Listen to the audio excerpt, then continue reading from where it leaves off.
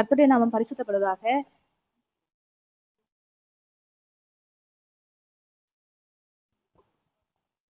எனக்கு கொடுக்கப்பட்ட வார்த்தை வந்து 5வது வார்த்தை.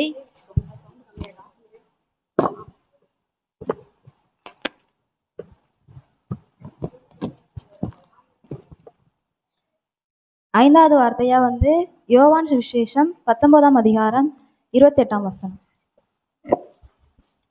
அதன் பின்பு எல்லாம் முடிந்தது என்று இயேசு அறிந்து வேத வாக்கியம் நிறைவேறத்தக்கதாக தாகமாயிருக்கிறேன் என்றார். இது வந்து மிக சுருக்கமான வார்த்தை வந்து, அதாவது வந்து இதுல வந்து நம்ம என்ன பார்க்க போறோம்னா, ஏசப்பா வந்து சிலுவையில மரிச்சிருக்கும் போது வந்து 5வது வார்த்தையா வந்து தாகமா இருக்கிறேன்னு சொல்லுவாங்க. அப்போ வந்து ஃபர்ஸ்ட் காரியமா பார்க்க போறது வந்து இயேசுவின் முழுமையான மனித தன்மையை பார்க்க போறோம். இதுல வந்து இந்த வார்த்தை வந்து இயேசு ஒரு நிஜமான மனித உருவம் எடுத்து வந்தார் என்பதை வந்து உறுதிப்படுத்துது. இதுல வந்து பசி, தாகம் ஆகியவற்றை வந்து அவர் தம்மை போலவே உணர்ந்து சிலுவையில் அவர் அனுபவித்த வந்து உடல் ரீதியான பாதையை வந்து உச்சகட்டத்தை வந்து இது காட்டுது. செகண்ட் வார்த்தை வந்து வேத வாக்கியம் நிறைவேறும்படி உரைத்தது. சங்கீதம் 69:21.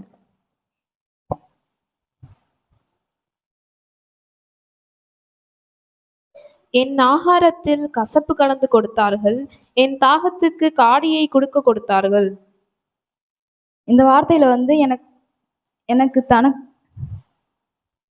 என் தாகத்துக்கு கொடுத்தார்கள் என்ற வார்த்தையை மட்டும் எடுத்துக்கோம்.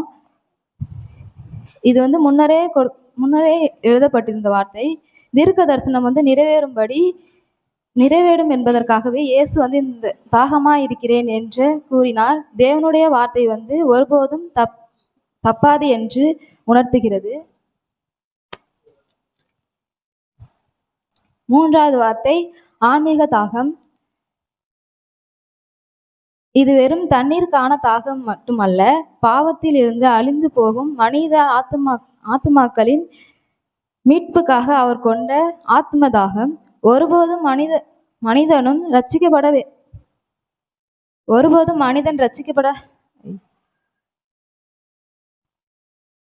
ஒவ்வொரு மனிதனும் ரட்சிக்கப்பட வேண்டும் என்பதற்காகவே சிலுவையில் அவர் கொண்ட பெரும் விருப்பம்.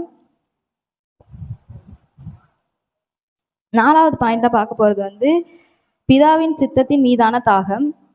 இயேசுவின் தாகம் என்பது திருவுளத்தை முழுமையாக நிறைவேறுவதாகவும்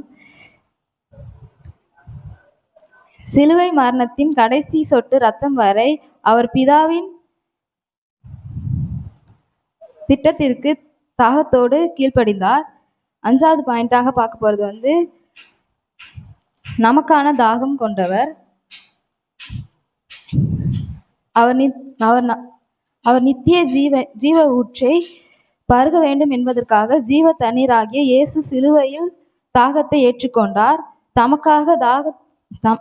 நமது தாகத்தை தீர்க்க அவர் தாகமானார். 6வது காரியமா பார்க்கறது வந்து நரகத்தின் வேதனையை சிந்தரித்தல். நரகத்தில் உள்ளவர்கள் வந்து ஒரு சொட்டு தண்ணீருக்காக தவிப்பார்கள். லூக்கா சுவிசேஷம் 16ஆம் அதிகாரம் 24வது வசனம்.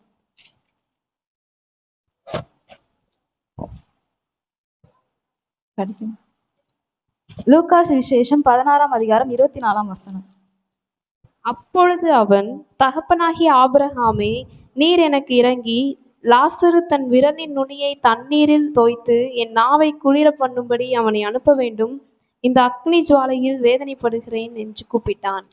நம்ம வந்து அந்த நரக வேதனையை வந்து அனுபவிக்க கூடாது என்பதற்காக வந்து இயேசப்பா வந்து அந்த தவிப்பை வந்து சிலுவையில வந்து தமக்காக ஏற்றுக்கொண்டார். 7வது காரியமாக வந்து மாபெரும் தியாகத்தின் வெளிப்பாடு.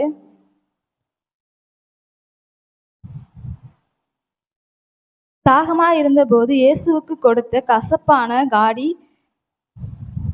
உலகத்தின் கசப்பையும் பாவத்தையும் அவர் ஏற்றுக்கொண்டு நமக்கு இனிமையான வாழ்க்கையும் தந்தார்.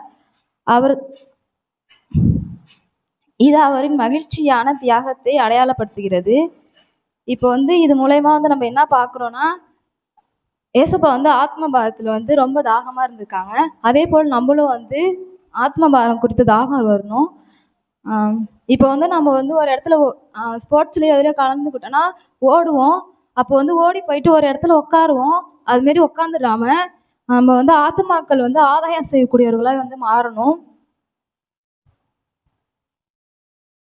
ஏசப்பா வந்து அவங்க பிறந்ததுலேருந்து லாஸ்ட்டு அவங்க மறித்து சிலுவையில் அறையும் போது கூட அவங்க பக்கத்தில் வந்து இருந்தவங்களையும் ஆதாயப்படுத்தினாங்க.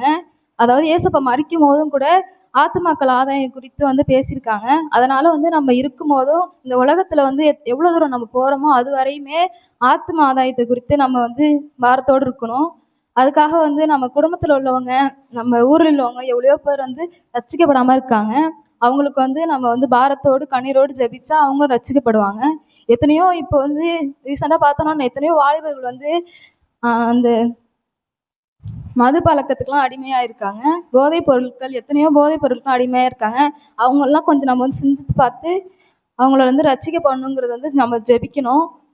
அப்படி பார்த்தா ஏசப்பா வந்து அந்த சிலுவையில் வந்து அந்த லாஸ்ட்டாக இந்த 7 வார்த்தையில் வந்து தாகமாக இருக்கிறேன்னு சொன்ன அந்த 7 வார்த்தையில் வந்து அந்த தாகமாக இருக்கிறேன் அந்த வார்த்தையை வந்து ஆத்துமாக்களை குறித்து தான் பேசியிருக்காங்க. அந்த ஆத்தும ஆதாயம் செய்யக்கூடியவர்களாய் நாம் ஒருவரும் மாறணும். ஏசப்பா கொடுத்த அந்த வார்த்தைகளுக்காக நன்றி. ஹல்லேலூயா, ஹல்லேலூயா.